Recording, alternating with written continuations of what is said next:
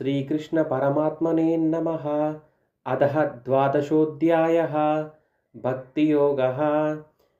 अर्जुन उवाच एवं सततयुक्ता ये भक्तास्त्वां पर्युपासते ये चाप्यक्षरमव्यक्तं తేషాం కే యోగవిత్తమా.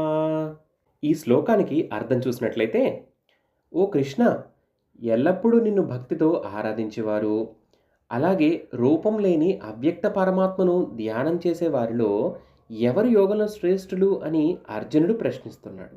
అంటే రూపంతో చేసే భక్తి గొప్పదా, లేక నిరాకారంగా చేసే ధ్యానం గొప్పదా అని ఆయన సందేహం వ్యక్తం చేస్తున్నాడు.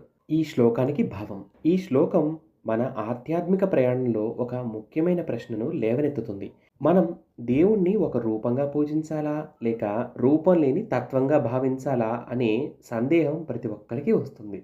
కృష్ణుడు చెప్పే లోతైన సందేశం ఏమిటంటే, మార్గం ఏదైనా కావచ్చు, కానీ మనసులో నిజమైన భక్తి, స్థిరమైన విశ్వాసం మరియు నిరంతర సాధన ఉండాలి.